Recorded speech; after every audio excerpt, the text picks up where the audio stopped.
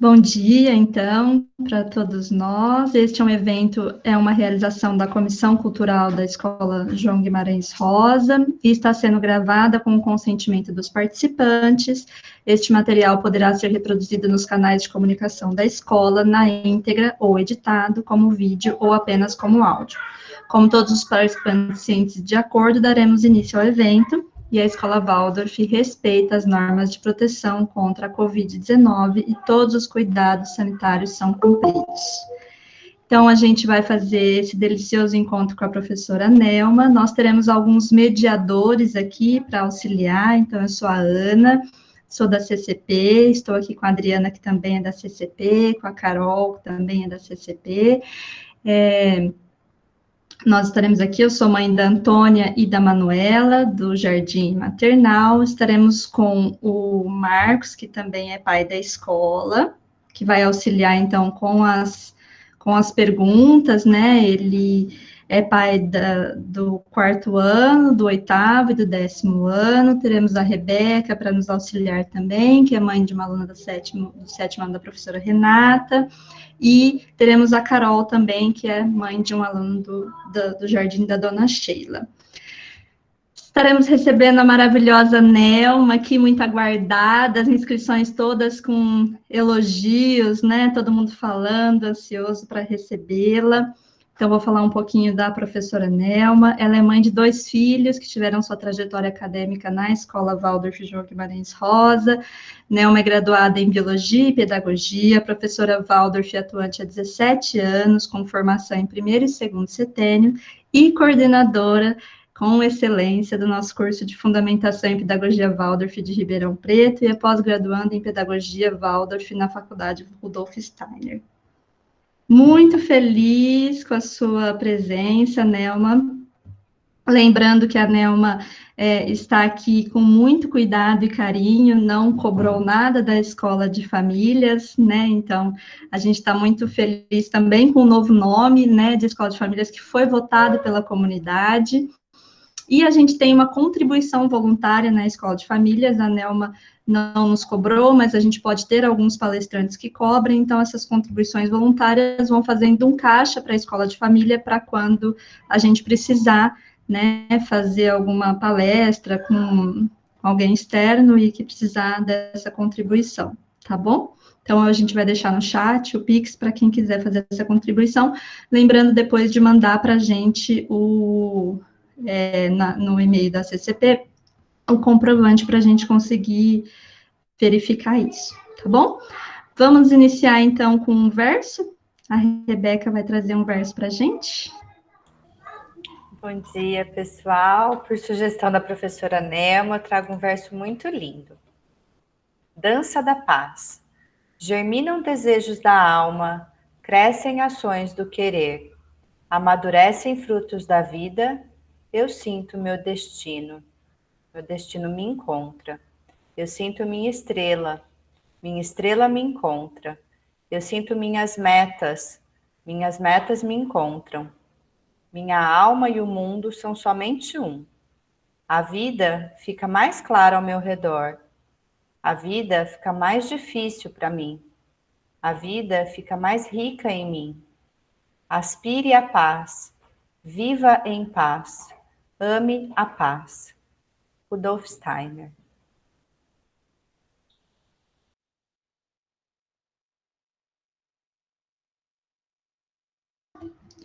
Um minuto para a gente absorver, né? Que coisa linda, emocionante. Então, agora a gente vai para a palestra. Eu peço que quem tiver dúvidas, angústias, contribuições, pode colocar no chat, para depois a gente ler as perguntas para a professora Nelma. Seja muito bem-vinda, professora. Muito obrigada por esse convite, por ter aceitado o nosso convite e estar conosco hoje. Bom dia a todos. Eu que agradeço o convite.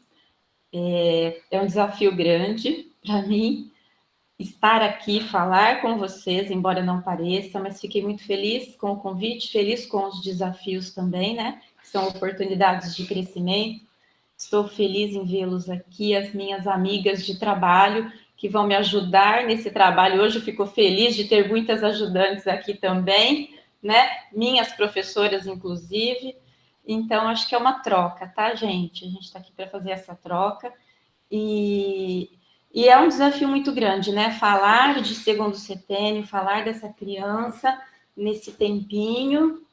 Então, acho que é muita audácia minha falar que a gente consegue fazer isso nesse tempo. Mas eu procurei, assim, fazer um apanhado geral, que a gente conseguisse passar um pouquinho pela essa criança do segundo setênio, pelo currículo Waldorf, dar um pouquinho, um paninho de fundo para vocês sobre esse segundo setênio e deixar sempre esse gostinho de quero mais, né?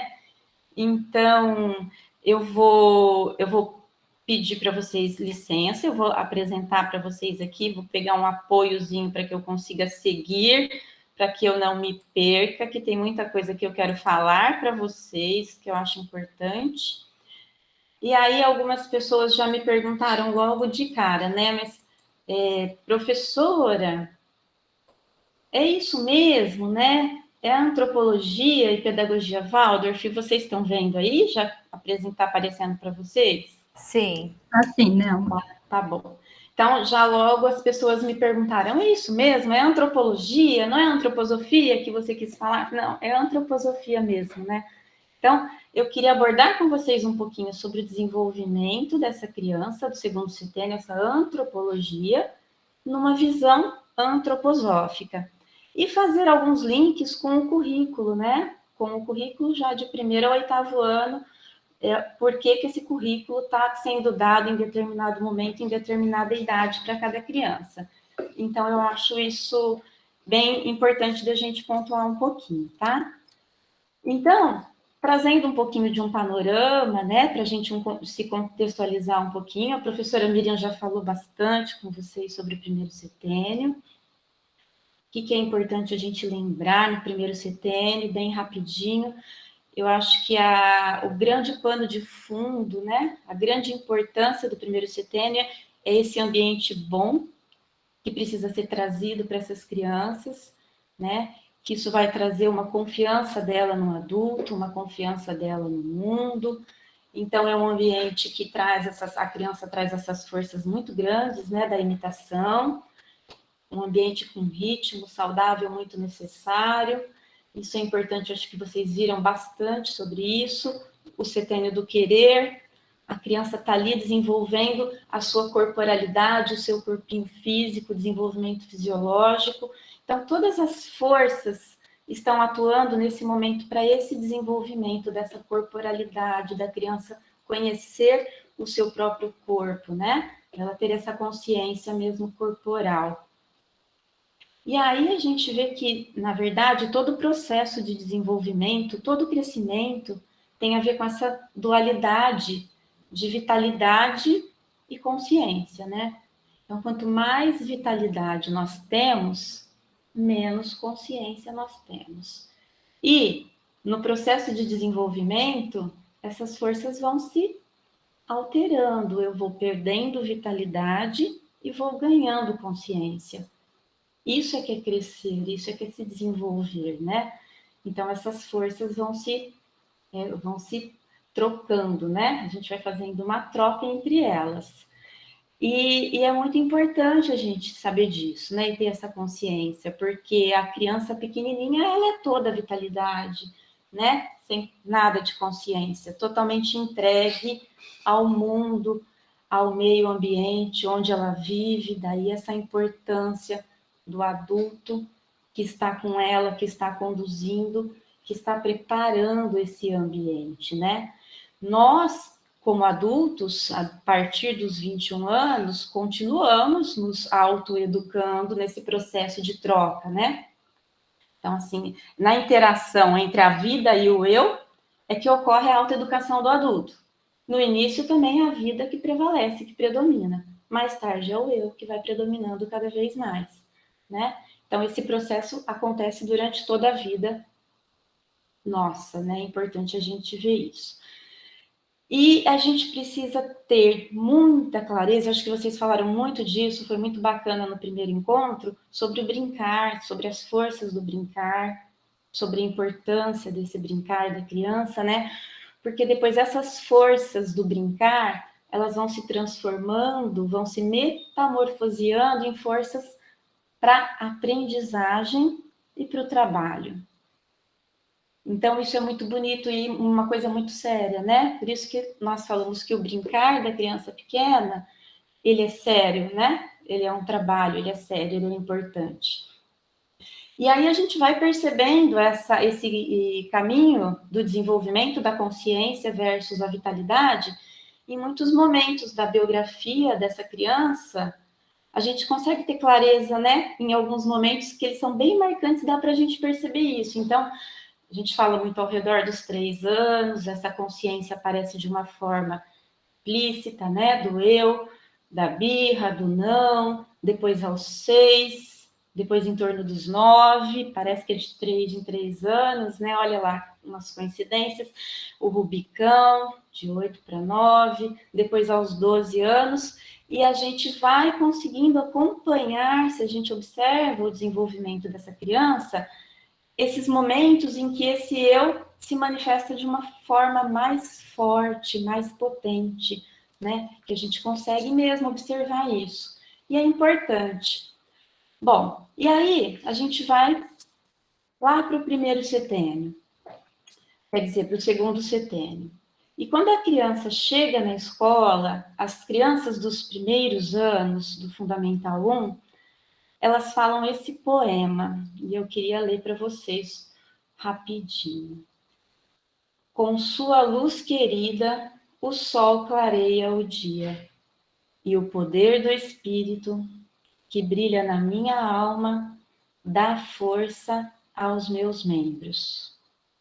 No brilho da luz do sol, ó Deus, venero a força humana, que tu bondosamente plantaste na minha alma, para que eu possa estar ansioso em trabalhar, para que eu possa ter desejo de aprender. De ti vem luz e força, que para ti refluam amor e gratidão. Então, olha aí, ele já fala da importância dessas forças no ambiente da bondade, né? Eu preciso lembrar que ele veio atuando, essa criança foi recebida, nós tentamos, nós fizemos, nós criamos esse ambiente de bondade e ele reforça ali, ansioso em trabalhar, desejo de aprender. Eu acho que são palavras-chave que a gente traz, que a gente olha aí nesse poema, bem bonito, bem forte, né? E aí essas forças vão se desenvolvendo, vão se manifestando na criança de uma forma muito gradual, de uma forma muito orgânica. E tá aí uma responsabilidade grande da gente poder respeitar isso, né? Então, respeitar esse desenvolvimento, que ele é muito gradual. Então, essas forças que antes estavam atuando naquela corporalidade física, elas cumpriram grande parte do seu trabalho. Parte dessas forças continuam atuando na manutenção, no desenvolvimento, nessa corporalidade que continua ali se desenvolvendo. Agora, parte dessas forças, elas são liberadas para o aprendizado da criança. Então, o aprendizado da criança se baseia nessas forças vitais, nessas forças etéricas, que, ao redor dos 7 anos, elas se liberam parcialmente das funções corporais, possibilitando na criança o processo do aprendizado, que se transforma de acordo com a idade, de ano para ano, e que dá um passo considerável na puberdade. Então, é muito importante a gente ter essa consciência desse desenvolvimento gradual e respeitar isso em cada criança, né? E aí, o que a gente fala? O pensar com a sua estruturação própria, como vida interior, dentro de conceitos abstratos, ele ainda deve ficar nesse início em segundo plano. Então, nós devemos desenvolver, a gente desenvolve esse pensar de uma forma espontânea, sem estímulos externos, enquanto a alma vai assimilando metáforas e imagens da vida e dos mistérios da natureza. Nossa, que complicado. Não, o que é isso? Então, isso é fundamental para a pedagogia Waldorf. Então, a gente nunca vai apelar para a criança para esse pensar abstrato, nunca vai trazer conceitos para ela. Então, a gente precisa ir transformando e metamorfoseando esses conceitos através de imagens e de metáforas, isso vai acontecendo. Mas como assim, né? Se a gente pensar, quando a professora de jardim está fazendo pão com uma criança, se eles estão no jardim de infância tendo uma vivência de pão, essa vivência de pão já vai surgindo lá dentro da alminha dessa criança de uma forma diferente. Ela vai chegar no 3º ano, ela vai vivenciar esse pão de uma outra forma, ela vai ver o que é o processo do pão, ela vai plantar o trigo, vai colher, vai fazer o pão, isso vai se transformando, vai ampliando, crescendo.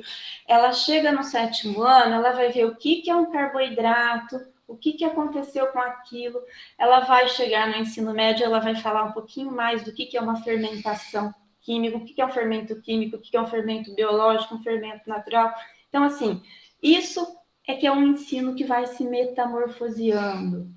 Eu não entrego isso pronto para a criança. Através das vivências, ela vai ampliando esses conhecimentos, vivenciando e transformando. Isso que é muito importante, quando acontece essa transformação. Então, por exemplo, a criança continua, está aguando a plantinha no jardim de infância, está vendo a água, vê a chuva, observa a natureza junto com a professora, ela vai para o ensino fundamental, ela tem uma das épocas que eu acho que é uma das épocas mais bonitas do ensino fundamental, que é a época da gotinha d'água. Ela traz a imagem linda do ciclo da água e a criança vivencia isso de uma forma tão rica. E aí, mais para frente, ela vai ver o que são mudanças de estado da natureza, o que é uma evaporação, o que é uma solidificação. Então, ela vivencia isso de uma forma linda, né? Aos poucos, e ela vai ampliando esses conceitos.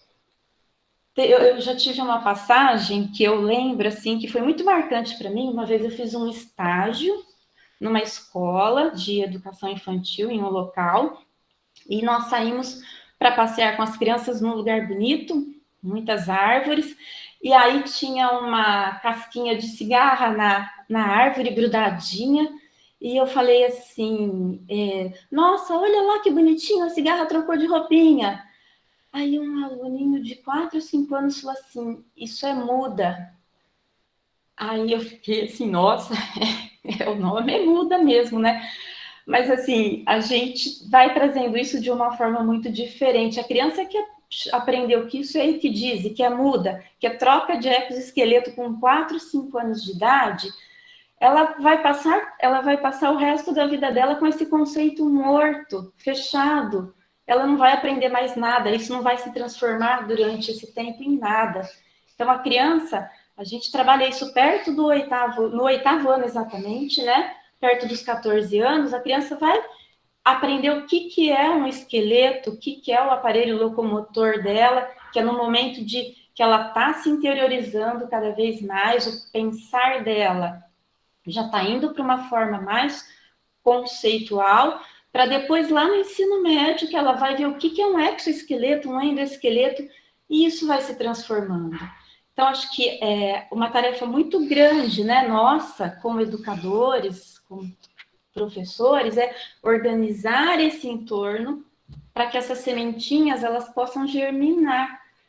E o que é germinar uma sementinha? Deixar germinar a sementinha, né? Crescendo, então, os brotinhos, a raiz, é o caule, as folhinhas, as flores, as sementes, os frutos. Então, tem um processo. Eu não posso querer que da semente venha o fruto, olhar para a semente e querer ter a manga.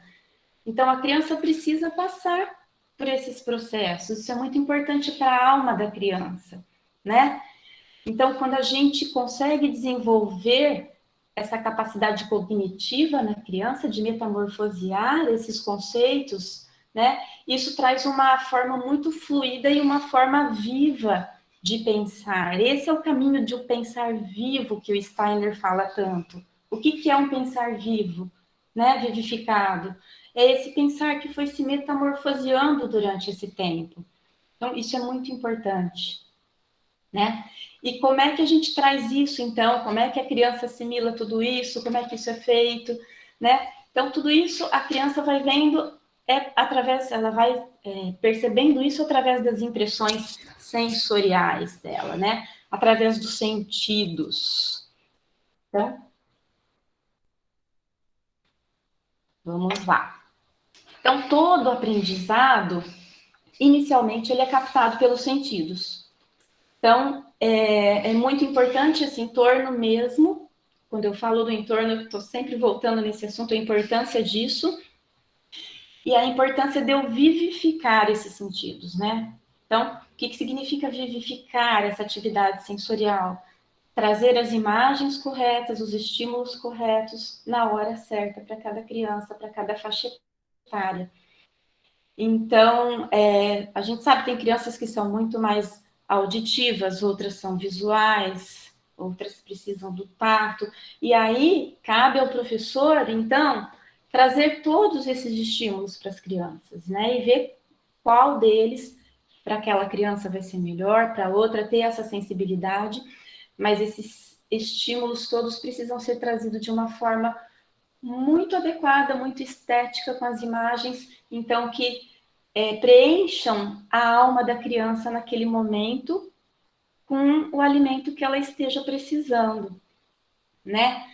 Então, a gente traz isso para as crianças através de vivências, de experiências, de narrativas, né? As narrativas são recursos também muito usados, principalmente nas aulas. Então, as narrativas são importantíssimas para que as crianças entrem nesse ambiente que está sendo trazido, né? O professor tem todo um cuidado com o que ele escolhe para contar, com o que ele escolhe para falar com essa criança, e cultivando esses sentidos. Então, quando a gente consegue olhar para isso de um jeito mais amplo, de um jeito com uma maior sensibilidade, a gente vê, então, que uma das tarefas bem importantes, né, do segundo setênio é cultivar nessa criança, através desse ensino,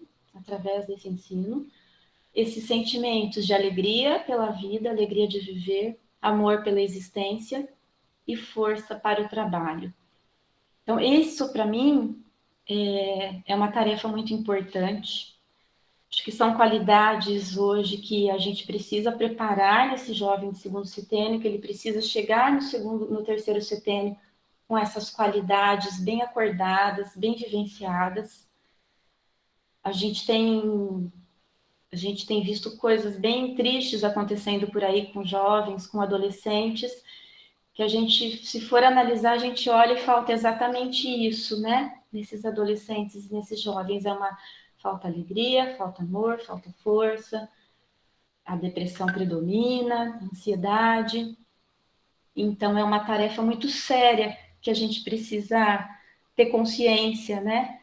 De trazer isso, de trazer essas imagens corretas, de trazer esse ambiente correto para que a gente consiga, então, que essas qualidades se aflorem durante esse período do segundo setênio. Importante. Então,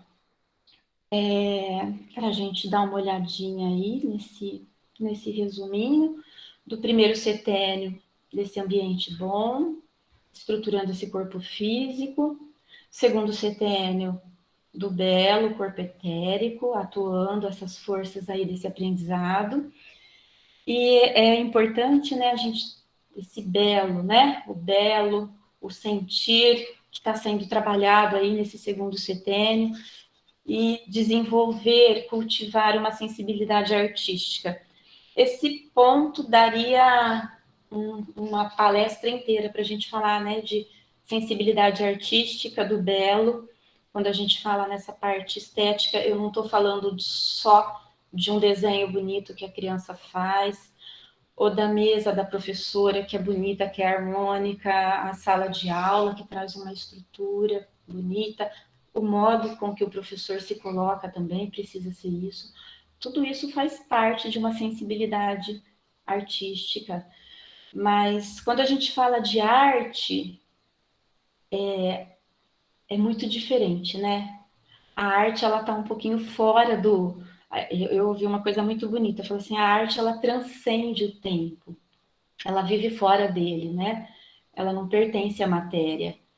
Então, a gente está falando de uma coisa bem espiritual, bem maior, né? Quando a gente está trabalhando uma sensibilidade artística, é diferente uma aula de artes de uma aula artística, né? Lógico que a aula de artes ela é artística, mas toda aula deveria ser artística e trazer, então, essa sensibilidade por trás, né? Que o Steiner fala, tanto é que as obras dele são a arte de educar. Isso é muito importante, tem uma questão bem maior do que a gente imagina quando a gente fala sobre isso. Então, aqui eu falo um pouquinho das imagens, né? Eu já falo um pouquinho sobre isso, e eu acho isso aqui bem bonitinho. Eu gosto muito dessa fala, que ele fala, já vem você com suas visões. Isso é travessura da sua imaginação. É a voz de Deus que habita nas crianças, nos passarinhos e nos tontos. A infância da palavra. Eu gosto do absurdo divino das imagens. Aí quando a gente fala, quando a gente vê o Manuel de Barros, né, um João Guimarães Rosa e tantos outros aí, a gente vê o que significa, o que é ser atemporal, né? O que é atemporal, o que é essa sensibilidade genuína, artística. Esses dias eu vi uma música, a letra de uma música que fala assim, ó, eu anotei, peraí aqui. Hoje eu quero que os poetas dancem pela rua para escrever a música sem pretensão. Eu quero que as buzinas toquem flauta doce e que triunfe a força da imaginação.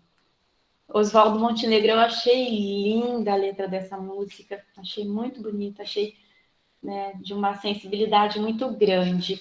E aí, quando a gente entra em contato com esses alimentos, né, atemporais, com essas questões, a nossa alma se enche, né? A gente não fica cheio de entusiasmo, a gente não vibra, é uma conexão, é isso que é ser atemporal, né? Se conectar com esse tipo de imagem, com essas coisas bonitas que mexem com a gente. Então, isso traz entusiasmo, traz inspiração para a gente, que é importante. É uma palavra que eu queria chegar agora aqui, né? Que o ensino todo ele deve ser cheio de vibrações, de formas figurativas que vão alimentar a fantasia, simpatia, e aos poucos vão se transformando em conceitos, em leis, em abstrações que é a antipatia, né? Então, de novo, aquele processo da vitalidade com a consciência. Quando eu estou toda entregue ao mundo, com a minha simpatia, eu estou aberto. Quando eu me recolho pela antipatia, eu me trago, eu me conheço mais também, né? E eu me individualizo. Então, isso é necessário, esse movimento, ele é necessário, né? Que isso vá ocorrendo dessa forma orgânica, gradativa. Então, a gente chega nesse ensino com a vibração, com o entusiasmo, que é ter um Deus interior. E para mim, assim, para mim, né, na verdade, a porta, né, de entrada do aprendizado do segundo setênio é o sentir, é um ensino afetivo. Eu preciso ter vínculo para o meu aluno querer aprender, para eu conseguir ensinar. A gente precisa se vincular com eles, né? Então, o ensino é um encontro, né? Então, e o ser humano, ele só existe na presença do outro. E é só por meio dos encontros que a gente aprende e a gente se forma como indivíduos, né? A gente só aprende quando a gente está com o outro. O poeta já fala, né? Ele falava, é impossível ser feliz sozinho, não é? É impossível ser feliz, é impossível ser infeliz, é impossível ser sozinho. É só através dos encontros é que nós somos, é que nós nos transformamos e que crescemos. E aí ele precisa ter vínculo, precisa ter o calor do entusiasmo para que isso aconteça, né? Então, vamos lá.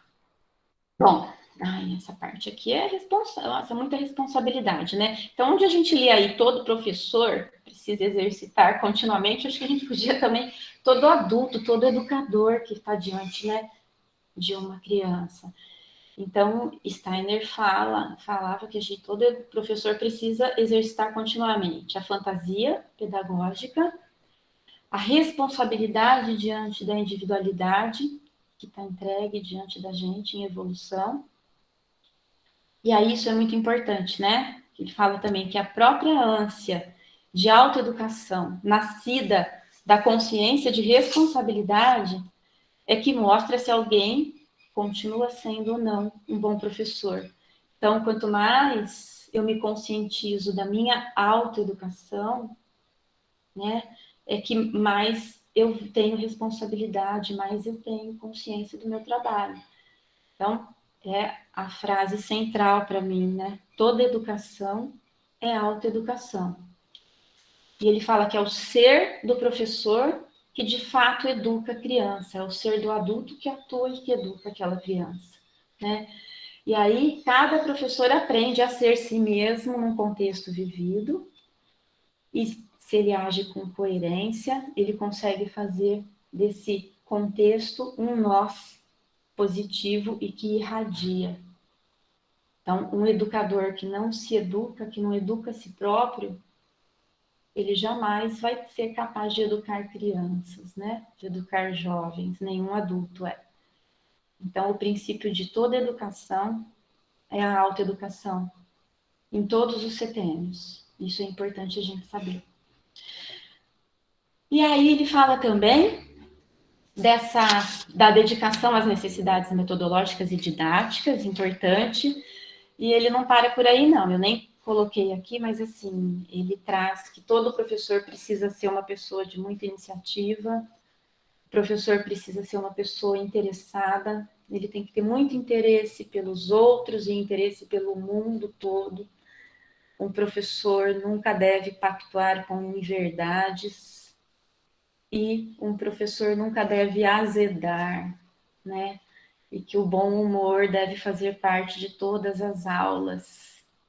Então, acho que isso serve para todo adulto educador, né? Essas referências. Bom, e aí a gente volta nessa questão do corpo, então, dessa memória. Falar agora um pouquinho, chega de falar do professor, vamos falar da criança, vamos falar dessa entrada dela aí no segundo setênio, falamos bastante da responsabilidade do adulto. E aí eu queria falar então um pouquinho, entrando aqui no ensino fundamental.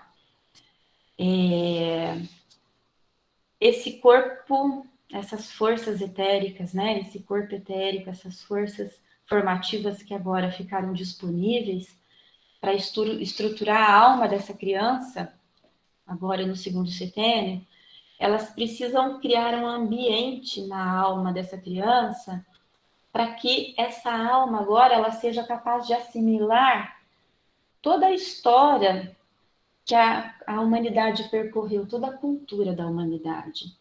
Isso é muito importante, isso. Então, agora, essas imagens da história da humanidade, dessa cultura, vai ser assimilada por essa alma infantil. E aí precisa ser criada uma estrutura, né? Nessa alminha. E quem que vai ancorar tudo isso? Quem que vai aparecer agora, né? É a memória. Então, as forças da memória estão disponíveis agora para assimilarem essa história da humanidade. O que que eu falo? O que que eu estou falando quando eu estou falando de história da humanidade? Né? Estou falando das matérias que vão sendo trazidas para as crianças. Então, as matérias são esse alimento para a alma dessa criança do segundo setênio, que vem preencher essa alminha que está ansiando, está desejando, né? Saber desse conteúdo aí, dessa cultura humana toda. E aí, quando a gente chega lá no primeiro, segundo, terceiro ano, essa fase, esse começo, essas crianças ainda estão muito unas com o todo, né? Elas chegam no primeiro aninho, elas ainda estão com o pezinho chegando, elas estão chegando do céu, do cosmo ainda, estão vindo lá do primeiro setênio, né? Elas estão abertas ao mundo, a vitalidade ainda é plena. Devagarzinho, do segundo para o terceiro ano, elas vão tendo esses lampejos de consciência desse eu, até que por volta dos 8, 9 anos que chega o Rubicão, que tem uma forcinha maior se manifestando ali. Mas a criança está pronta para ir para essa sala de aula, para ser alfabetizada, essas forças agora ajudam. E aí eu vou falar bem rapidamente um pouquinho, que eu não sei se a maioria de vocês já deve saber, mas o ensino, então, é dado em épocas. O que é uma época, né? Uma época é um determinado conteúdo que dura de 3 a 4 semanas, numa aula principal, que dura 2 horas. Nossa, 2 horas, uma aula, criança no primeiro ano tem uma aula de 2 horas, né? Que doideira.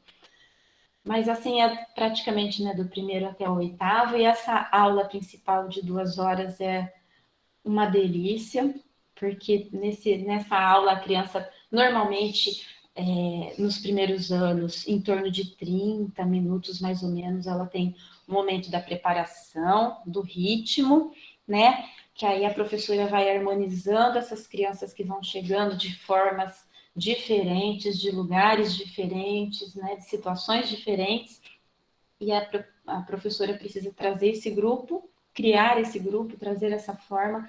Esse é o trabalho principal do primeiro ano, formar um grupo, criar hábitos, trazer ritmo, forma para essas crianças, né?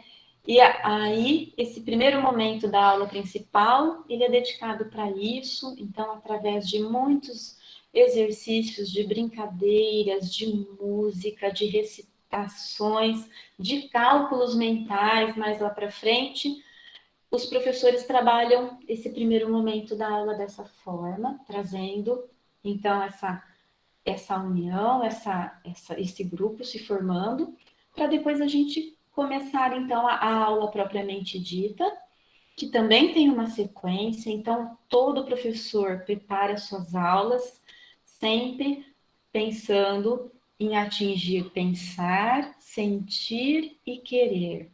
Então, essa é uma aula que traz equilíbrio. Eu preciso abordar esses 3 âmbitos da alma da criança em todas as aulas. Isso é muito importante, né? E aí o professor prepara essa aula principal dessa forma. Essas crianças desses 3 primeiros anos, elas trazem essas características muito abertas que eu coloquei aí, disposição, muita memória, muita imaginação, fantasia. E aí o professor, então, tem bastante ferramentas para trabalhar. Logo no primeiro ano, então, essas crianças vão ser alfabetizadas, né? Então, basicamente, no primeiro ano, as épocas são letras e números, mas elas começam no processo da alfabetização de uma forma muito linda, muito especial, porque elas vivenciam as formas primordiais da natureza. Quais são essas formas primordiais? A reta e a curva, né? Então, normalmente elas têm uma época só de retas e curvas, elas estão fazendo essa vivência bem bonita de tudo que eu tenho na natureza, desse todo, antes de entrar, então, para as letrinhas, que no primeiro ano é a letra de forma maiúscula, e aí em todas as letras maiúsculas a gente tem lá retas e curvas, e a criança já exercitou bastante, ela vai então aprendendo essas letrinhas, e cada letrinha chega com uma história, com uma imagem, pelo sentir, né? Então tem um processo todo bonito e bem cuidado pelas professoras. Elas aprendem na matemática, então, contagem, né? Números normalmente pode ir até o 100 ou mais, mas o objetivo desse primeiro ano é a criança ter contato, então, com a qualidade que aquele número traz, isso é muito importante, a qualidade do do todo, dessa grandeza que tem o né? Nesse todo, bem bacana isso. E aí ela ainda ouve contos de fadas, que é o que ela ouvia lá no jardim de infância. Depois ela vai para o segundo ano, novamente é feita, então, essa alfabetização agora com as letrinhas minúsculas. O segundo ano, a criança já está, então, colocando o pezinho aqui na terra, ela está entre céu e terra, ela já vive essa polaridade ao ano do tempo, né? Então, ela já tem essa noção cronológica mais instalada. Você tem aí, nós temos lá o Senhor dos Tempos, ela vai aprender sobre o ano, sobre as estações com imagens bem bonitas, ela vai passar pela época da gotinha d'água, é a época das tabuadas, de exercitar esses ritmos bastante, né?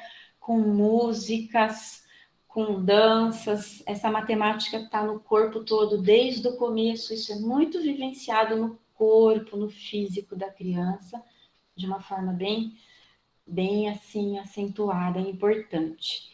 E aí, ela, para trazer o conteúdo anímico, né, que vai alimentar essa criança, então, essa polaridade de céu e terra, são trazidas imagens de pessoas que se elevaram muito diante de outras, que se sobressaíram em situações, né, que a história chama dos santos, e as fábulas, que são os animais. Então, o que está entre céu e terra, as pessoas mais elevadas, e o que a gente tem de um pouquinho mais animalizado, para trazer esse alimento nessa polaridade do tempo aí que a criança está vivendo, até que no terceiro ano, então, é o ano da chegada, é o ano, então, do tempo, e aí a criança volta a fazer o processo de alfabetização, só que dessa vez com a letra cursiva, né? É importante, então, em torno dessa idade, a gente sabe que tem uma maturação neurológica já bem grande do corpo caloso, a criança já tem essa possibilidade de fazer esses cruzamentos, né? Que a letra cursiva é toda cruzamento, e então agora a gente já fica mais atento com esses cruzamentos, com esses espelhamentos que antes aconteciam por imaturidade mesmo. Novamente vem, então, esse processo da alfabetização com a letra cursiva.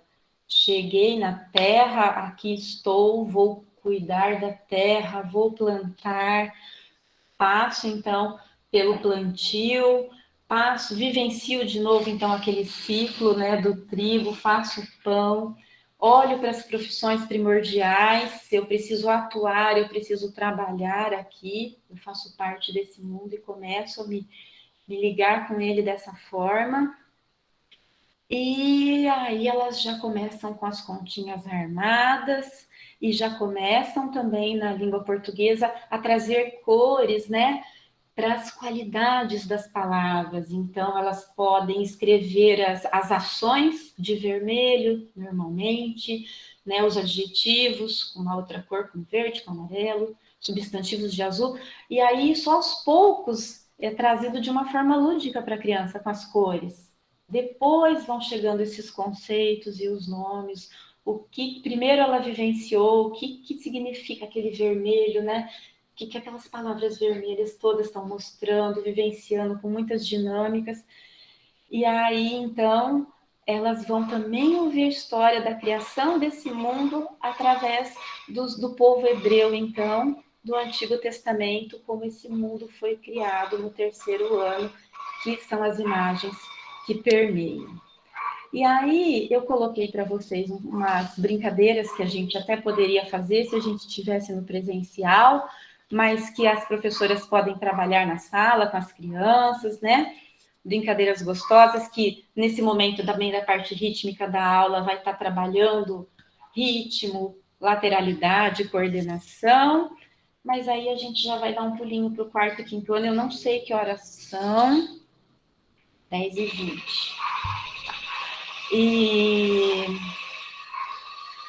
nossa, tá começando um barulho aqui na vizinhança. Bom, e aí a gente fala agora um pouquinho, dá um passinho além para quarto e quinto ano, que já acontece uma mudança grande nessa criança que antes era una com esse mundo, que ela se via no mundo, agora essa consciência já está diferente.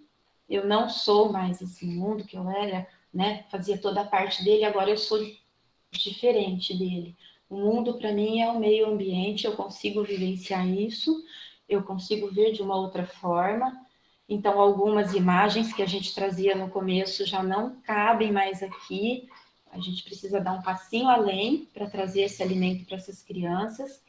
Muda esse ponto de vista mesmo, né? A capacidade de raciocínio já é diferente. E o currículo traz para a gente, então, esse alimento lindo, gostoso, que as crianças já começam a trabalhar um pouquinho com a zoologia no 4º e 5º ano. No 5º ano já surge a botânica, no 6º ano de uma forma mais aprofundada.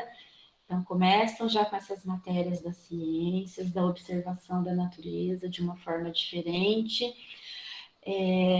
Aparece essa geografia, o que antes a criança, olha, lá no 3º ano, eu esqueci de falar uma palavra importantíssima da casa, né? Que ela chegou, falei das profissões, falei do plantio e não falei da casa, né? Que é o mais importante, que ela chegou, o espaço dela, a casa dela, né? Isso foi muito vivenciado. E que legal, na matemática, a professora também já traz essas noções de medidas mais antigas, né? Fala de passos, de palmos, de polegadas, né? Isso vai acompanhando toda essa época de uma forma muito bonita, muito gostosa, nas medidas de uma construção, de uma criação. Aqui no 4º ano, então, a gente vai ampliar dessa casa, a gente já vai para a cidade, para Ribeirão Preto, vai para o estado, né? Na matemática aí, a criança já, com essa ruptura, que ela já percebe dela como um mundo nesse primeiro momento, né? Essa quebra, a gente entra com as frações na matemática, então é o ano das frações também que elas aprendem. Então, esse todo tem partes, mas essas partes podem voltar e trazer o todo e trazer novamente essa segurança que elas precisam nesse momento, né? Dessas quebras, dessas rupturas. Então, no 4º ano, elas vão de novo ouvir histórias da criação, só que agora do ponto de vista de uma mitologia nórdica e também de lendas e contos indígenas, né? Histórias da criação de povos indígenas também são trazidos agora. E essa geografia, então, foi ampliada para o estado, né? E no 5º ano, a geografia, então, foi para o Brasil. Olha só o caminho que a gente está fazendo, né? Do corpinho, da casa, para a cidade, para o estado e para as regiões do Brasil, lá no 5º ano, esse caminho da geografia. No 5º ano também já surge a história, e aí a história antiga, né, dos antigos povos da Índia, da Pérsia, Mesopotâmia, Egito, Grécia. E aí vem o conteúdo anímico das histórias da mitologia grega como pano de fundo para esse 5º ano, de uma forma bem bonita, um momento que as crianças estão assim, num momento muito saudável de proporção, de saúde. É muito difícil a gente ver uma criança de 5º ano doente, né, adoecer. Então elas chegam e entram mesmo nessa época grega, nessa época estética bonita.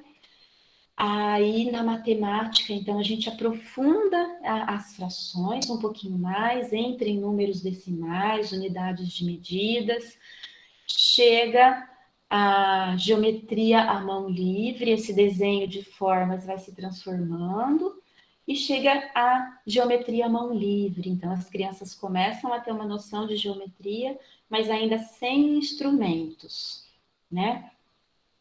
E o que mais, hein? Bom, vem um crescente, né, desse português, então elas começam a trabalhar voz passiva, voz ativa, conjugação de verbos, vai aumentando essas classes gramaticais que começaram lá no 3º ano, uma análise já morfológica, né, vai chegando, e esse crescente vem vindo. Aí eu coloquei um poeminha que eu vou pular, só para a gente poder chegar um pouquinho, já ir lá para frente mais um pouquinho, e chegar no 6º, 7º e 8º, para a gente poder falar um pouquinho desse outro momento, desse 3º momento do 2º setênio. Então, agora, mais ainda, esse jovem está se interiorizando, esse eu está se fazendo presente, esse pensar dele, ele entra nessa fase final do segundo setênio, que é o setênio do sentir, lembrando que eu estou no setênio do sentir, naquele primeiro momento dos 3 primeiros anos, o querer atuava de uma forma muito grande, muito forte, volitivo. Naquele 4º e 5º ano, quem já atua de uma forma mais forte era o sentir. Então, olha, é um sentir, sentindo, e eu estou partindo para o sentir pensante agora, do pensar do final do segundo setênio, que essa estruturação neurológica agora já se faz presente e me possibilita trabalhar algumas coisas já mais, né, nesse sentido. Então, lá no 6º ano, a gente entra com a botânica, continua de uma forma aprofundada, e eles têm a mineralogia no 6º ano, que traz as imagens lindas, né, da mineralogia e da astronomia. Então, eles estudam céu e terra, que é bem um momento importante que eles estão desse desenvolvimento neurosensorial e metabólico, né? Essas forças sexuais surgindo, se contrapondo com essas forças aí do pensar. Então, a gente tem que trazer essa harmonia para essa criança. Então, mineralogia e astronomia, trazendo essas duas polaridades. Só para a gente, fazendo um parêntese aí, mais aprofundando um pouquinho, a gente começou lá, então, esse eu chegando, né, no 4º ano, a gente vivenciou zoologia, botânica e mineralogia. Olha que lindo esse eu chegando, passando pelo reino animal, vegetal e mineral, né? Agora no 6º ano tem um caminho, tem uma sequência, tem forças, né, que trazem essa individualidade que está chegando. E aí no 6º ano, então, além dessa polaridade, desse alimento da mineralogia e da astronomia, que são diferentes, a partir de agora, então, eles já começam, é uma idade importante, né, que a gente trabalha já causa e efeito, toda ação tem uma reação, as consequências, né, de toda a ação, isso é muito importante. Então, as ciências chegam aqui e eles começam, a partir do 6º ano, já ter aulas de física, 6º, 7º e 8º. No 7º chega a química, e 7º e 8º tem química. Então, todos os dias dessa época, eles têm experiências, né, que a gente faz e que eles vivenciam esses fenômenos e que a gente também não vai trazer o conceito que está por trás daquela experiência. Eles vão observar, eles vão vivenciar, tem um ritmo importante que precisa ser seguido, que essa criança precisa vivenciar aquilo em um dia, levar para o sono, trazer no dia seguinte aprofundado, depois de ter dormido, o que ficou daquela experiência, o que nós vamos extrair depois das conclusões dela. Mas olha que exercício lindo, que é um exercício para a vida toda, né? A gente não chega nunca naquele dia a nenhuma conclusão. A gente dorme com aquele assunto, a gente elabora, ele sedimenta, ele se transforma, no outro dia a gente aprofunda mais um pouquinho e chega a alguma conclusão, né? É um exercício muito difícil, muito difícil. E as crianças, elas precisam relatar nos relatórios, né, que a gente pede nessas épocas, exatamente o que ela está observando. Ah, mas eu acho que evaporou a... Não, não tem eu acho. O que você viu é o que você viu que você vai relatar. Isso é muito importante, né? Para a criança ter esses passos, esses desenvolvimentos. Então, lá no 6º ano, junto com essa época de botânica aprofundada, que agora eu falo já cheia, né? Que eu acabei de terminar a minha época de botânica agora, com o 6º ano, e é uma época linda também, apaixonante, porque a gente entra numa botânica mais aprofundada e a gente fala da estrutura da flor, né? A gente está nas angiospermas, eles já aprendem tudo isso. E dentro dessa estrutura da flor, a gente vê a parte masculina, a parte feminina, e a gente fala dessa polinização E é tão bonitinho, depois a gente vai fazer esse fechamento e ouvir deles o que ficou, o que não ficou. Então, assim, olha, como é que a gente aborda essa sexualidade? Olha aí, eu já, através dessas imagens da botânica, no 6º ano, com a criança em torno de 12 anos, eu já estou abordando essas imagens da sexualidade. É o alimento que ela precisa agora, né? Então, ela já trouxe que tem lá a parte masculina, tem a parte feminina, esse grãozinho de pólen vai de uma para outra, ele germina, alcança o ovário, fecunda, e aí a gente ouve dos alunos assim, aqueles já mais acordadinhos, eles fazem esse caminho muito bonitinho e trazem as palavras certinhas, e teve a fecundação, surgiu a semente, o lado masculino, feminino, trazem essas forças de uma forma bem bonita, né? Aí tem a outra criança que vai perguntar, vai contar do jeitinho dela, então assim, é muito bonitinho, porque cada um fica com o alimento que a alminha dá conta naquele momento, né? Então, o que achou bonitinho naquela época? O que gosta? Ah, eu gostei dos fungos, professora, né? Que a gente falou dos fungos antes de tudo começar. Então, é bonitinho ver o que toca cada um e o que cada alminha está aberta para receber naquele momento. E a gente tentar trazer esse alimento que consiga, né, alimentar todas essas alminhas que estão ali esperando, né? Todas essas crianças. Então, assim, são imagens muito bonitas, são imagens ricas mesmo. E a gente sente, quando a gente está atuando, que a gente está alimentando aquela criança com o conteúdo que ela está precisando para aquele momento, que isso é o mais importante, né? Steiner fala para a gente que a criança deveria ser o nosso currículo. Eu preciso olhar para a criança e é o que ela precisa naquele momento. Então, esse é o alimento que eu preciso trazer. E aí, no 6º ano, na matemática, a gente começa a razão e proporção, para entrar em regra de 3, para daqui a pouco já falar em incógnitas, a álgebra já está aparecendo aí.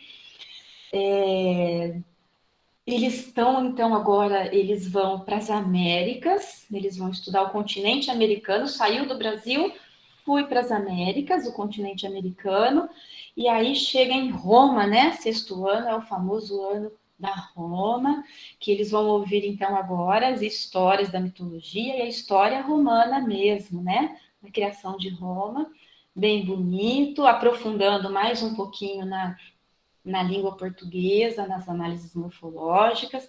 Gente, eu estou falando assim, basicamente, esse currículo, se eu for entrar em trabalhos manuais, em inglês, artes, não dá para a gente falar isso nesses 50 minutos que eu tenho. Então, só eu estou fazendo um passeio com vocês para tentar trazer um pouquinho dessas imagens, desse alimento para essa idade, para vocês terem uma ideia, tá? Que é muito maior do que isso. Então, me desculpem, né, essa passagem a jato aí, pelo currículo. Mas para a gente ter uma ideia. E aí a gente chega no 7º ano, aí o 7º ano, então, a gente sai das plantas e a gente chega no ser humano. Então, já começa a antropologia, eles começam a estudar os aparelhos, né, digestório, circulatório, respiratório. Eles vão para o 8º ano estudando locomotor, ossos e músculos, como eu falei.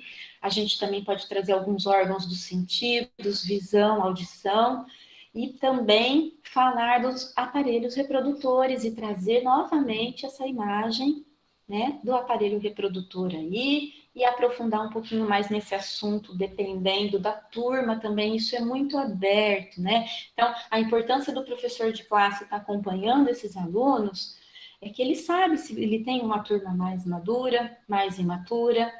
Eu nunca dei aparelhos reprodutores em 7º ano, eu acho muito ainda cedo, eles acabaram de ter a imagem do 6º ano, eu gosto de dar no 8º ano, de repente a gente combina com o professor de 9º ano, então assim, não tem uma coisa muito fechada, a gente olha para o desenvolvimento daquele grupo, né, para trazer aquela imagem adequada, isso não é fechado, tá? É importante a gente saber disso, que o professor tem essa flexibilidade aí de algumas coisas ele poder segurar um pouquinho mais ou não, né?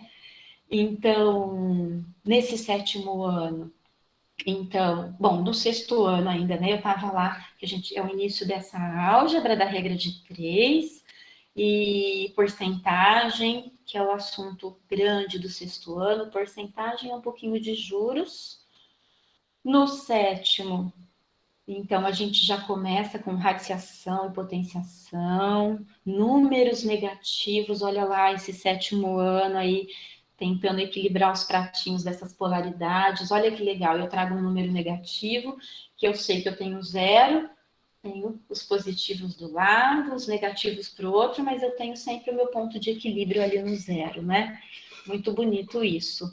Na química também, né? Eles vão estudar a qualidade, né, das substâncias ácidas básicas através de experiências muito gostosas que a gente faz, né? O suco de repolho roxo como indicador ácido base ali para ver o que é aquela substância, que cor que ela fica. A gente faz muito isso nessas polaridades e depois a gente faz uma neutralização. Então, de novo, trazendo para esse centro, né? Tentando buscar esse equilíbrio. Então, olha a riqueza desse currículo que vai acompanhando esse desenvolvimento. E aí, então, esses números negativos e equações de 1º grau, e eles vão, na geografia, eles passam para África e Europa, e lá no 8º ano eles finalizam com Ásia e Oceania. Então, o que começou aqui na casa já foi para o globo todo. No final do 8º ano, eles viram todos os continentes, fizeram esse caminho. Na história, então, eles passaram por Roma, Idade Média, fizeram todo esse caminho, vão chegando na história atual, nas grandes... Bom, o 7º ano é o ano dos descobrimentos, né, das revoluções, e aí vem toda essa história, todos esses autores que vêm por trás, esses personagens. Aí a gente já entra com conteúdos de biografias para essas crianças. Então, a gente traz histórias de pessoas que fizeram a história, biografias importantes, a gente fala de Leonardo da Vinci, cada professor daí vai trazendo esse conteúdo, né? Se eu estou em época de biologia, eu trago, né, pessoas importantes que foram para essa história do que a gente está conhecendo. Então, aproveita agora a época, né, se tiver vacinas, a gente traz um pouquinho da história dessas pessoas todas que fizeram a nossa história, né? Importante. E esse conteúdo anímico que vai seguindo essas crianças. Chegando lá no 8º ano já é aquele fechamento, né? Polinômios, produtos notáveis, sistema de equações. Então, quando eu estudo polinômios, né, eu faço uma retrospectiva de todas as operações, de tudo que a criança viu agora de uma outra forma, né? É um fechamento. E eles entram já na análise sintática de uma forma bem profunda, né? Bem estruturada, assim, nada fácil, que chega no 8º ano já precisando. Passearam pelo globo, chegaram na história já mais contemporânea, e também a história do Brasil vem em paralelo, né? Que é um assunto, e que ela culmina com um passeio, normalmente com a viagem para cidades históricas, né? Que é feita. Olha, eu não falei nada dos passeios, né? Não falei das viagens, é muita coisa para falar, mas quis dar uma passadinha aí. E aí a gente tem o teatro, né, do 8º ano, eu coloquei umas brincadeiras aí de trava-línguas, de articulação, de fala, desse momento assim, mágico, lindo, para a criança do fundamental, para o professor que acompanhou essa classe, poder coroar com esse evento grande que é o teatro, e que dentro desse teatro ele também traz todas as matérias por trás, né? Todas as matérias estão atuando ali na construção daquela peça, daquele figurino, do cenário, do relacionamento, do colocar-se no lugar do outro, desses personagens, da importância disso, né? Então, é um fechamento bem rico e bem gostoso. E aí eu queria finalizar com vocês com o poema que as crianças, né, com os que os jovens falam agora no final, né, nos últimos de 5º ao 8º do 2º setênio. Eles começam com aquele primeiro, e depois, a partir do 5º ano, muda o poema, né? Então, eles começam com esse poema que ele é muito especial. E eu queria ler para vocês. Eu contemplo o mundo onde o sol reluz, onde as estrelas brilham, onde as pedras jazem, onde as plantas vivem e vivendo crescem, onde os bichos sentem e sentindo vivem, onde já o homem, tendo em si a alma, abrigou o espírito. Eu contemplo a alma que reside em mim. O divino espírito age dentro dela, assim como atua sobre a luz do sol. Ele paira fora, na amplidão do espaço, nas profundezas da alma também.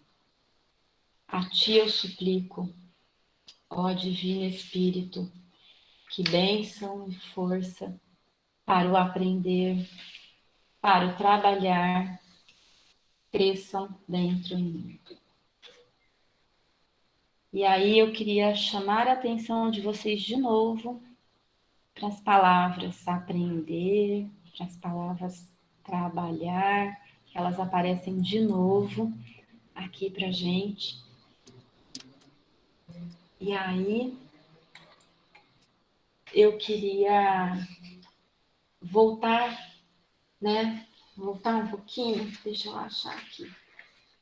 Que eu acho importante a gente voltar umas palavras aqui, finalizar com elas. Tem uma bagunça aqui das minhas coisas, não vou conseguir. Eu acho aqui. Eu espero que vocês não tenham cansado. Espero Impossível, né? Uma overdose, que eu acho que é muita coisa, né? Para a gente falar em tão pouco tempo assim. Você conseguiu sintetizar muito bem, parabéns. Professor Esther, me salva um pouquinho agora, por favor. Complemente alguma coisa importante que tenha ficado para trás, que eu acho que deveria ter sido falado e eu não consegui lembrar, não abordei, por mais que eu tenha anotado pontos aqui, fica muita coisa, né? Me ajuda, por favor, gente. Professora Lilian tá aí, querida professora Lilian, me ajuda. Você falou tudo que precisava. A vivência, eu só estava sentindo quando você estava falando do 3º ano sobre a casa, essa construção da proteção. Mas depois você lembrou, foi muito bem. Lá nos jogos gregos do 5º ano, que o Nelber trouxe assim, a lembrança de que eles vão para esses jogos, esse desafio de estar pronto, então, nesse 5º ano, de ter essa beleza de corporalidade, de trabalhar esse membro, os membros, né, para uma atuação que é bem característica do 5º ano, mas é isso, você fez muito, muito bem, sintetizou tudo de uma maneira muito especial, parabéns. É muita coisa para pouco tempo, então a ideia era dar um panorama para vocês, um pouquinho de cada coisa, de como a gente relaciona esse conteúdo com o desenvolvimento da criança em cada momento.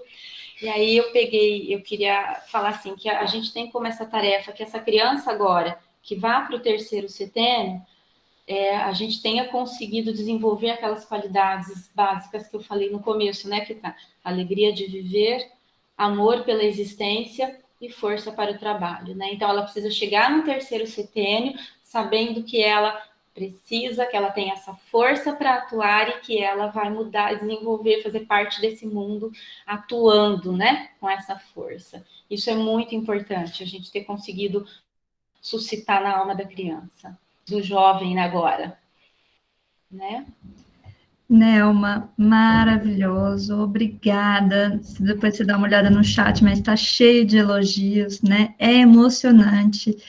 É emocionante ver os nossos professores, assim, como é incrível essa escola, ver você falando a qualidade disso, né? Ver os outros professores, a Esther, né, os outros professores que estão aqui há mais de 30 anos nessa escola, e com esse mesmo entusiasmo que você falou do primeiro dia que a gente entra em sala. Então, assim, é muito emocionante a gente ter o privilégio de estar nessa escola com pessoas tão incríveis como vocês. Acho que está todo mundo emocionado e grato por esse espaço.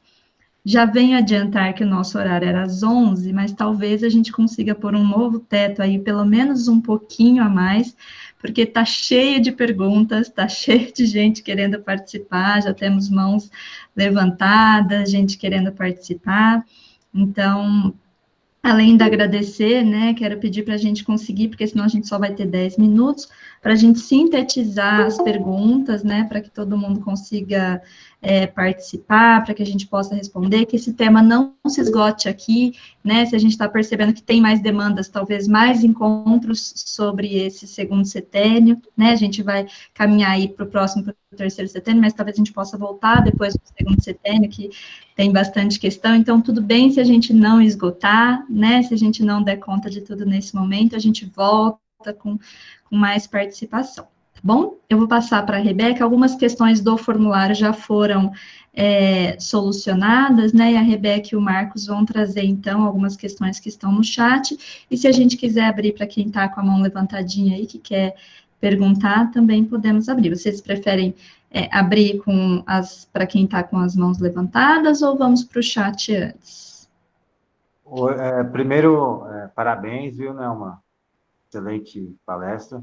Eu acho que, como sugestão, tem uma pergunta aqui no chat, aí a gente poderia fazer essa, e aí depois a gente passa para as mãozinhas, tá?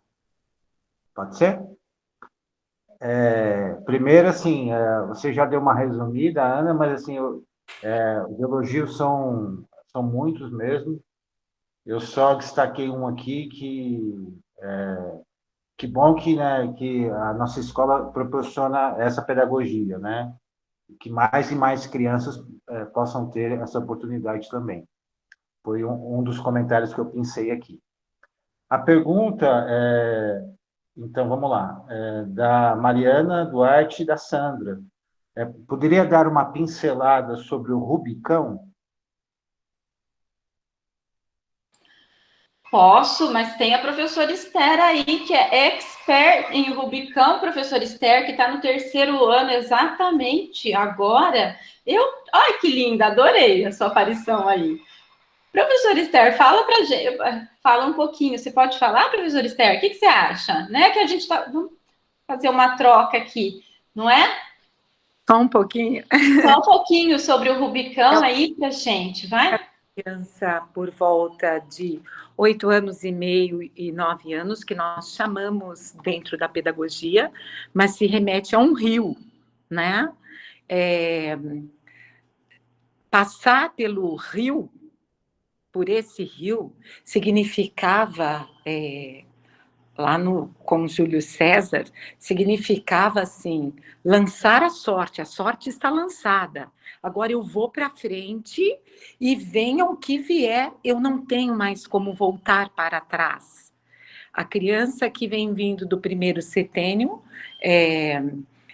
vem ainda no primeiro e no segundo ano, né, 7, 8 anos, ainda está toda envolvida com aquela fantasia, está toda envolvida com, a Nelma colocou muito bem, as histórias do primeiro setênio, né, os contos de fada, ela ainda trabalha muito a partir de imitação, e eu tenho um forte exemplo, mas aos 9 anos, como ela bem colocou, há uma quebra, a criança tem um processo maior de amadurecimento, que agora ela percebe o mundo ao redor, e já não está tão envolvida naqueles processos, o mundo é bom, é tudo uma maravilha, ela começa a observar o mundo de maneira diferente, ela percebe o mundo de maneira diferente. Então isso acontece normalmente, aí quem perguntou provavelmente é alguém que está no terceiro ano, a criança olha e começa já a ter dúvidas com relação ao que está ao redor dela, porque ela percebe o mundo. Na própria história as histórias anímicas, é a chegada do homem, ele está no paraíso, e ele é expulso do paraíso pela desobediência dele. E daí ele tem que atuar nesse mundo. E aí a sorte está lançada, ou ele faz ou ele faz. Ele tem que atuar nesse mundo. E atuando no mundo, ele vai, então, cuidar da terra, ver a proteção para sua própria, para si próprio e para sua família. Então, essas são as características que a gente vê dessa crise. Estou em um novo momento e o que eu faço agora? Então, ou eu fujo disso e me escondo, ou eu atuo. E atravessar esse rio para Júlio César era assim, pôr em risco toda a segurança que eles tinham anterior, né? Mas aí é um pouco de história, e ousar algo novo. E é isso que nós temos, então, por volta de 9 anos. Essa criança, então, quebrando paradigmas e agora ousando olhar para esse mundo, vendo como atuar nesse mundo, por isso, então, as profissões, para ver como atuar nesse mundo e transformar aquilo que para ela é novidade com ousadia, com coragem de se colocar para fazer o melhor. Então, quando a gente fala que a criança está no Rubicão, ou nessa fase do Rubicão, é porque ela já está colocando em xeque toda aquela fantasia anterior e ela está em dúvida. Mas ela vai sentir, a partir do próprio currículo, né, que é apresentado, que tem como ela agir e tem como ela superar isso e tem algo belo lá na frente. Então, ela vai atuar na dura terra e vai transformar essa dificuldade toda em um lindo trigal e vai transformar esse trigo em pão que vai servir de alimento. Ela vai atuar nos elementos da natureza e vai construir algo para ela se proteger. Então, passe a casa. Então, no momento do Rubicão, quando a criança tem essa crise toda de teimosia, de choradeira, de confronto, a gente vem com esse currículo aí, procurando atender, e se remete a esse termo embasado lá no que foi na história, na própria história. Pode falar mais, né, Alma? Você me pegou de surpresa. Imagina se tivesse preparado, né? Eu ia falar isso, Nelma. Maravilhosa. Nelma, quer completar? Podemos passar? Maravilha. Obrigado aí pela resposta. Não tem mais nenhuma exatamente. Eu vou aproveitar a deixa. Tem uma pessoa com a mão levantada só, que é a Mariana, que a gente já vai passar. Mas eu queria fazer uma pergunta também, aproveitar. Você estava falando do sentir pensante, né? No final do segundo setênio. Eu queria... eu tenho um dos meus filhos, vai fazer 14 anos agora, né? Mês que vem, o João. E eu queria que você falasse um pouquinho disso, né? Em plena adolescência, né? Adolescência pulsante aí. E como preservar esse sentir, né?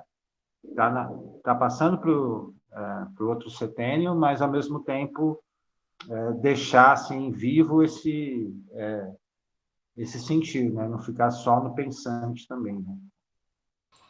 Rapidamente sobre isso. Obrigado. Eu acho, Marcos, então, assim, a gente fez esse caminho todo dessa metamorfose, né? Dessas imagens, de como isso foi trazido para esse ser, para essa criança. E se a gente consegue, respeitando essas etapas e trazendo, né, esses conceitos de uma forma viva e dinâmica, que eles possam ir se transformando no decorrer desses 7 anos, né, a gente consegue fazer com que a criança chegue lá no final do segundo setênio para o terceiro, com esse pensar já estruturado de uma forma viva, com esse pensar vivo já estruturado. Agora, ele já, de uma forma diferente, né? Esse pensar agora, ele já está em condições de abstrair outras imagens, né? Outras histórias. Então, a gente traz, a ciência chega para isso, para mostrar isso, e mesmo assim, durante esse período, ele é cuidado de uma forma, assim, uma metodologia bem sistematizada, né? Por exemplo, quando eu falei o caso da experiência, o que é você observar uma experiência, o que você é relatar o que você está vendo e não emitir julgamentos daquilo, uma observação fenomenológica, essa palavra é muito usada, né? O que é uma observação fenomenológica? É isso que a gente vai fazendo a alminha, esse pensar dessa criança e desenvolvendo durante esse período, que vão chegando essas matérias, que vão trazendo isso, né? Para que quando ela faça essa virada para o terceiro setênio, que já vai mudar um pouquinho, ela já vai ter contato com esse professor especialista no que ele está falando, ele vai trazer aquele assunto com mais propriedade, mas ele também não vai trazer de uma forma morta isso para a criança, né? Ele também tem toda uma metodologia que ele vai seguir lá, que ele continua tendo uma aula principal, ele também continua tendo ensino em épocas, e tem além das épocas, eles têm os cursos, né, que são mini épocas que o professor trabalha e se aprofunda também, um pouquinho diferente a estrutura do ensino médio, vocês vão ver, mas isso ainda é sempre levado em conta, mas agora a criança ela já tem capacidade para atuar com essas imagens, né, e com esses conteúdos de uma forma diferente. A partir do 8º ano isso já acontece muito, né?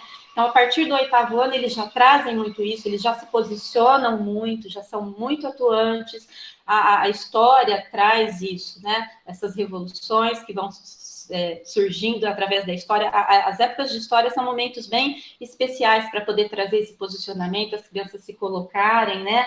Trazer essa discussão entre o que está acontecendo, para a gente ver como esse pensar vai fluindo, né? O que essa capacidade pensante está chegando, né? Como eles estão fazendo isso. Eu estou vendo que a professora Renata está aqui, né, professora Renata? Que bonitinho. Vocês podem abrir as janelinhas, olha. Fico feliz quando eu vejo, assim, gente vindo me ajudar, né? E eu acho que é mais ou menos isso, né, professora Renata? Se você quiser também falar um pouquinho desse 8º ano, dessa passagem aí, eu acho que... Mas é um pouco... se a gente tentar mesmo respeitar esse caminho, né, para desenvolver esse tipo de pensar. E uma coisa muito legal, gente, que eu não falei, são os cálculos mentais, né? Os cálculos mentais ajudam muito nesse processo de desenvolvimento de um pensar, dessa maleabilidade do pensar. Então, desde pequenininhos, as professoras fazem cálculos mentais com essas crianças na preparação, na parte rítmica. Eu fazia cálculo mental com os meus alunos pequenininhos, independente se eu tivesse em época de matemática ou não. Eu podia estar em qualquer outra época, eu tinha cálculo mental na minha roda e jogava bola e exercitava as coisas, porque na preparação, independente da época que for, isso é muito importante, ajuda muito nessa estruturação também, nessa maleabilidade. Maravilha. Renata, você está de microfone desligado, professora Renata. Desculpa. Aproveitando só para falar, quando o Marcos perguntou, no 8º ano, principalmente, a gente tem os temas, as revoluções, né? Que nós trabalhamos liberdade, igualdade, fraternidade, que são temas que a gente traz com biografias também. Biografia do herói da liberdade, herói da igualdade, herói da fraternidade. Então, você apresenta sem você dar o seu ponto de vista, porque eles estão desenvolvendo o juízo. Esse sentir pensante seria esse caminho para o juízo que eles estão criando a partir do 8º ano. Então, a própria estrutura das disciplinas, a forma como que você dá, já vai preparando para esse sentir pensante. Tá bom? Obrigado, Renata. Tem como não se emocionar com os professores que a gente tem nessa escola, gente? Não tem como não se emocionar e não ficar grato, né? Rebeca, você está por aí? Rebeca? Eu estou aqui. Eu pensei aqui por causa do horário, vou passar alguns recadinhos, tá? Então, aproveitar que a sala ainda está cheia, que as pessoas que conseguirem, né, fazer a contribuição voluntária, o Pix está no chat, e no chat também está um formulário de saída, né, para quem puder contribuir, trazer um pouco as reflexões, lembrando que a gente não vai esgotar aqui, mas faremos novos encontros, essas professoras lindas que estão aqui contribuindo hoje, Lília, Renata, Esther, o Nelber, já estão todos convidados para o próximo encontro, que a gente não vai dar conta de esgotar.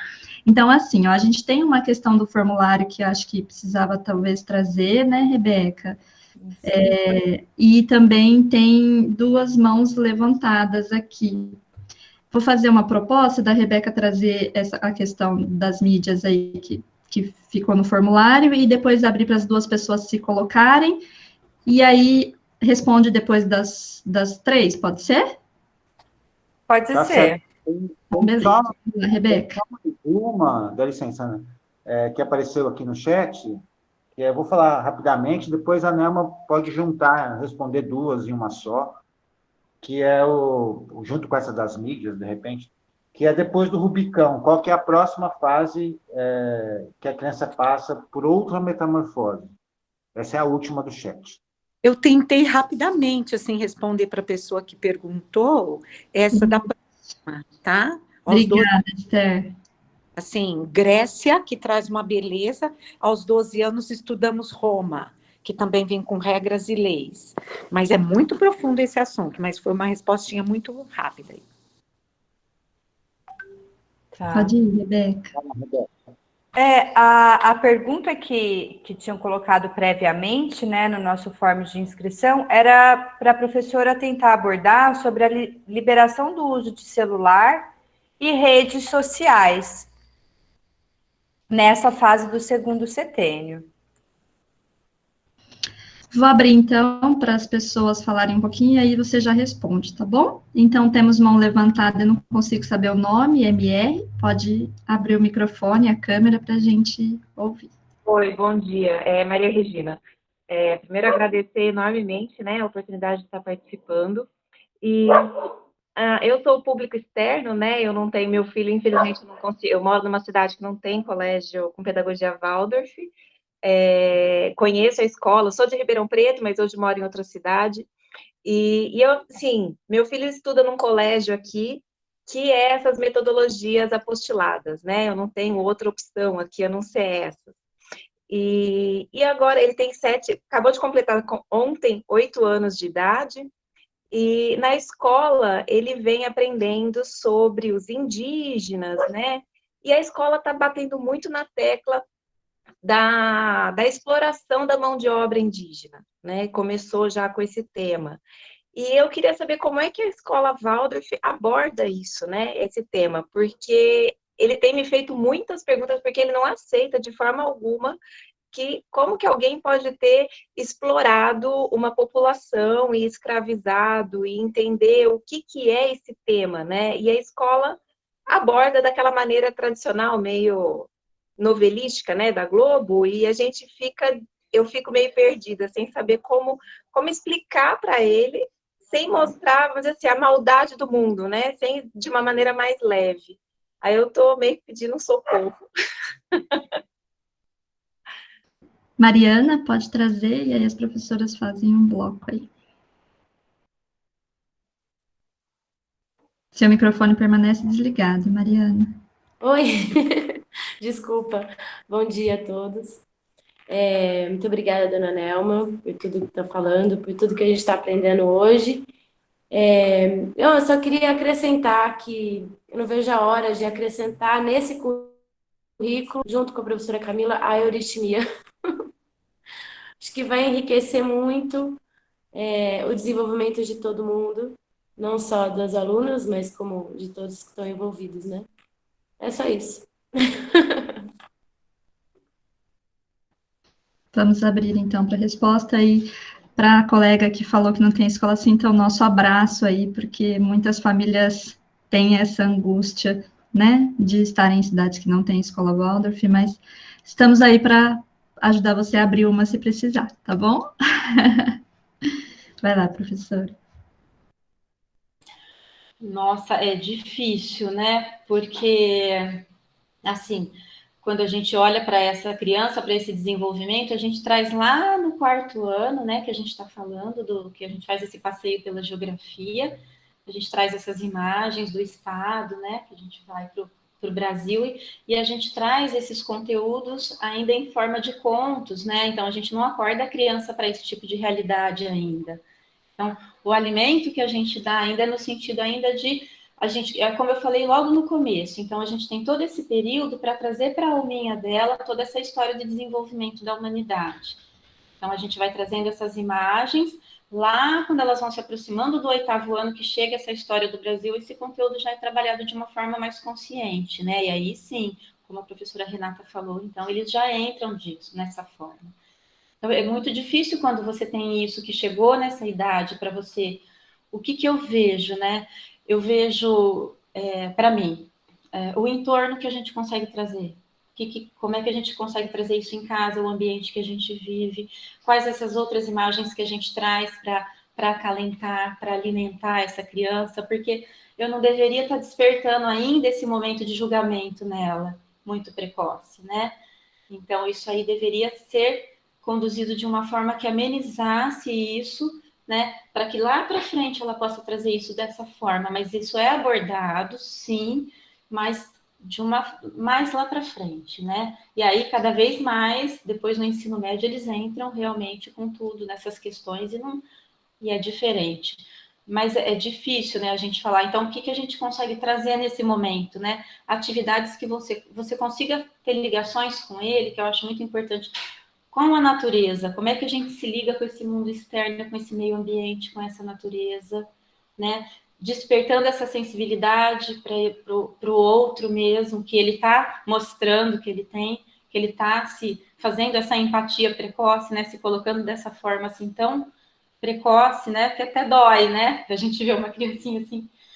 Então, tentar alimentar essa alminha aí com coisas mais leves, mais boas, né? E trazer a parte mais bela do mundo, por enquanto, para confortar um pouquinho. Mas isso existe, né? Faz parte do mundo, tá aí. E a gente só podia tentar cuidar para que fosse acordado um pouquinho mais tarde, né? Que depois a gente vai ter muito tempo para trabalhar com essas questões como adultos, né? E com a autoeducação. Talvez focar tanto, ele pode, se ele ouviu na escola, faz parte de um processo ou outro que vê o desenvolvimento pedagógico de uma outra maneira. Ele está trazendo. Então, talvez, acrescentando a tudo que a Nelma colocou, talvez umas histórias bem suaves de histórias indígenas, que vão trazer assim, um calorzinho, porque se teve alguém que teve, a gente sabe, mas não é fase do crítico agora, e nós não temos que alimentar isso. Ouça-o, porque ele precisa falar, ele ouviu, ele tem que pôr para fora. Então, ouça essa criança falar, mas não precisa dar corda para esse assunto. A corda que você vai dar é com carinho, abraçando isso, abraçando inclusive o assunto, que não seria a hora, eu diria que seria por volta de 9 anos e meio para ouvir contos indígenas, mas tem uns muito suaves que poderiam ser usados para trazer esse acolhimento para a criança que está com esse tema tão forte na mente e no coração.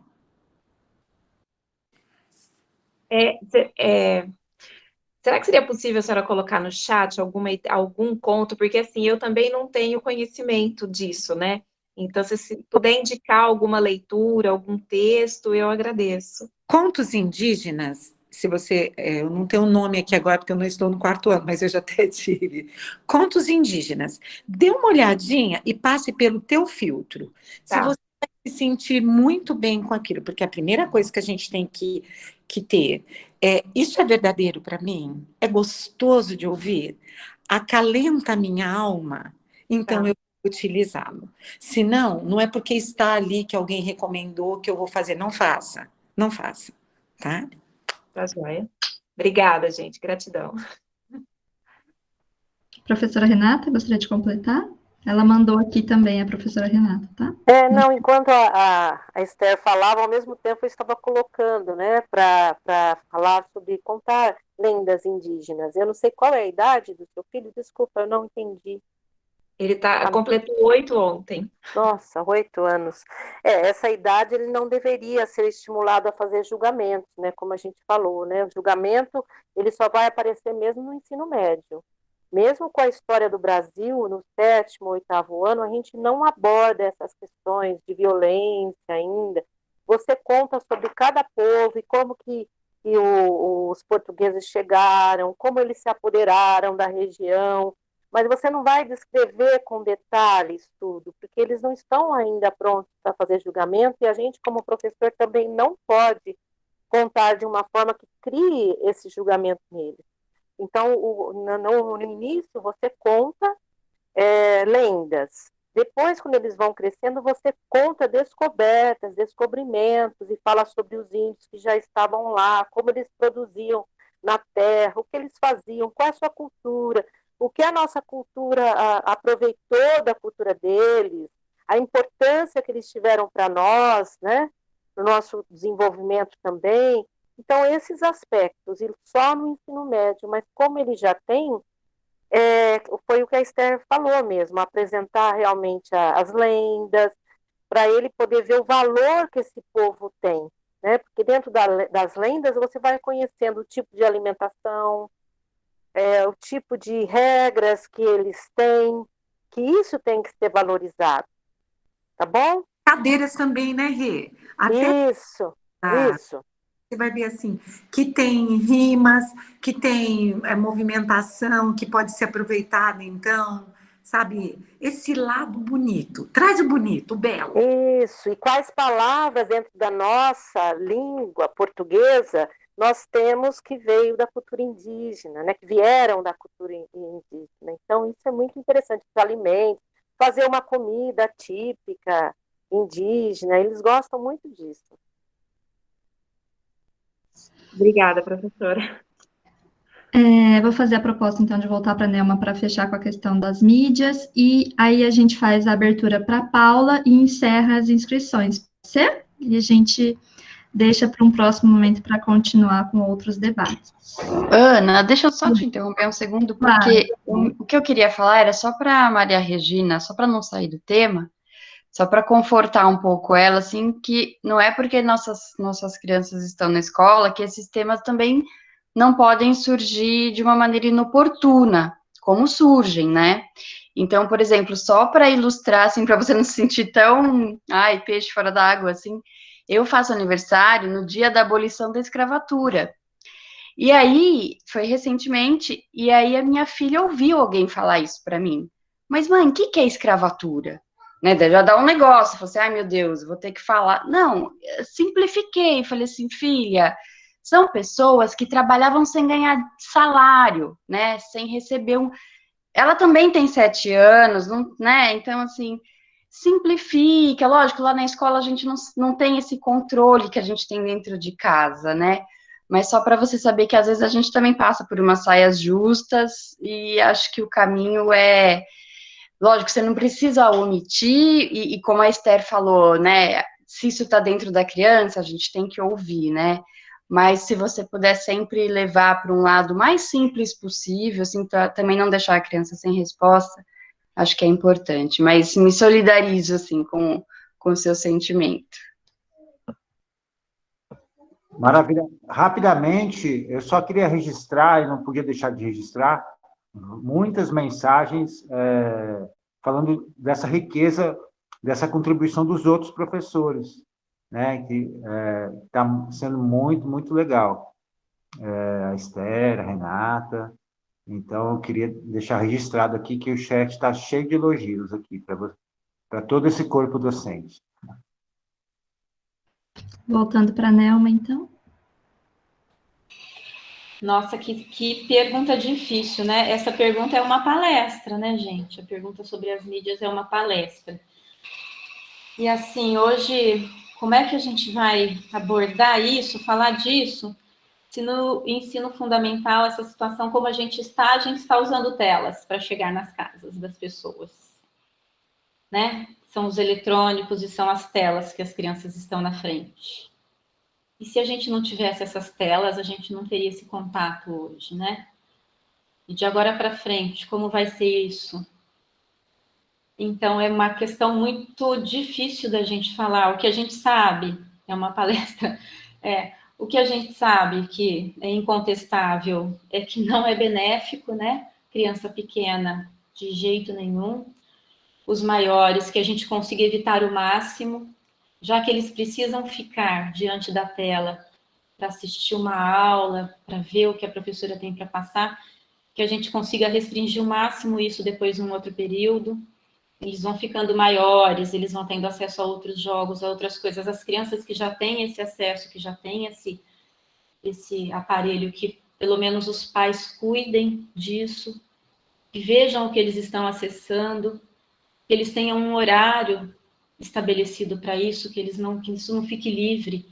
A criança não tem condição nenhuma de ficar com isso livre na autonomia dela, o adulto é a gente.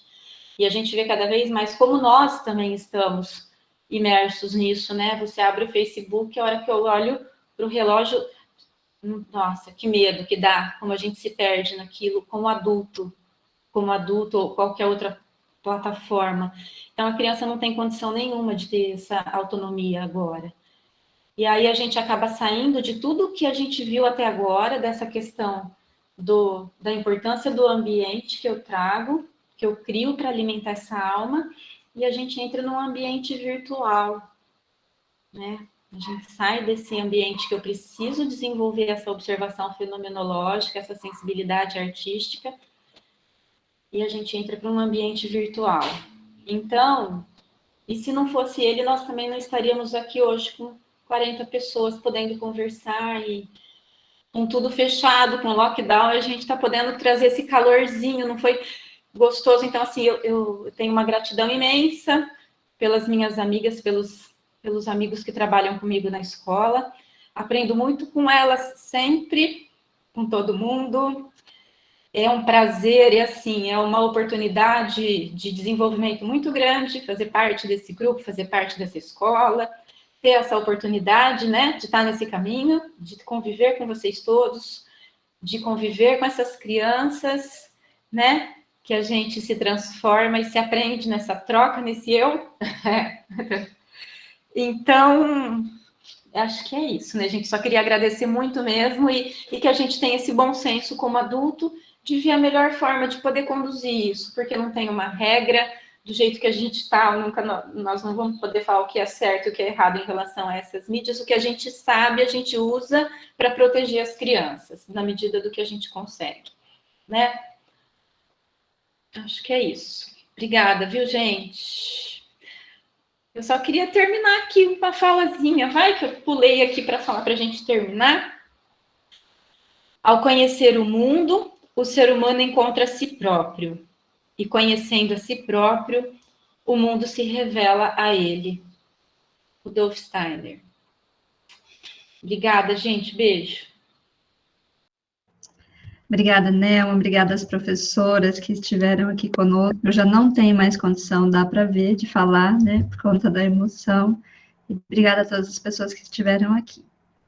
Se alguém quiser encerrar, além disso, porque eu já estou sem conseguir falar. Muito obrigada, viu? Só agradecer a todos e dizer o quanto é rico para nós esse aprendizado, agradecer esse corpo docente que nós temos, a comunidade, né, todos que compõem a direção pedagógica, a PJ, Conselho de Pais. Nós fazemos a Escola Waldorf e vamos manter essa pedagogia linda, disponível para nos ajudar. Se tem um momento da vida que eu vejo que a gente precisa muito da pedagogia agora, então que nós nos unamos, né, com muito amor para que a gente consiga manter tudo isso, né? Então eu estou muito agradecida por tudo que eu ouvi aqui. Obrigada. Maravilha. Eu queria agradecer rapidamente também, reforçar aí, né, a primeira escola de famílias, né, com a mudança do nome, muito legal. Essa participação maciça dos professores enriqueceu muito. E lembrar mais uma vez a importância do formulário, é coisa rápida, tá? quando vocês puderem responder, e sempre reforçando o Pix também quando puder. Agradeço e a gente vai se fortalecendo aí. E o próximo é o 3º setênio. Aguardem em breve. Bom dia, eu também gostaria de falar. Eu já participei de várias escolas de pais, eu coloquei no chat, mas eu vou colocar para você agora, professora Nelma. Fez muita diferença ser vocês, os professores da nossa escola, Esther, Renata, Nelber, não vou lembrar de todos. Fez muita diferença para mim ser vocês, os professores da nossa escola, passando esse conteúdo. Foi muito maravilhoso. Eu pude fazer um caminho aí com meu filho mais velho de toda a aula e estou, assim, muito feliz da forma que você apresentou, professora Nelma. Foi muito clara, muito objetiva, só tenho a agradecer. Muito obrigada, viu? E que tenhamos mais encontros assim. Amei. Vou deixar o microfone aberto, então, para quem quiser mais agradecer, fiquem à vontade, porque está muito lindo, foi muito especial mesmo. Eu quero dizer que é muito interessante esse movimento que acontece na escola, né? Nós pais, a gente trabalha, aliás, eu convido aqueles que não estão trabalhando, que venham trabalhar para ajudar. A gente trabalha, né, por essa pedagogia e a gente cansa, a gente fica muito cansado, né? Ainda mais nessa época que está todo mundo já muito cansado com esse ambiente. E aí a gente assiste uma palestra dessa e chora do começo ao fim, agradecendo pela oportunidade que os nossos filhos têm, querendo que outros filhos de outros pais também tenham, e cheios de gratidão pelo trabalho maravilhoso que vocês, professores, fazem. Eu realmente me animo demais através de vocês, porque vocês encantam com entusiasmo. Obrigada, viu? Obrigada, Nelma, de forma especial, e a todas que estão aqui, que ajudaram demais. Obrigada, bom final de semana para todo mundo. Obrigada, pessoal. Tchau, tchau. Bom final de semana, gente. Bom final de semana. Parabéns, Obrigada, Nelma. Nelma. Obrigada, beijos.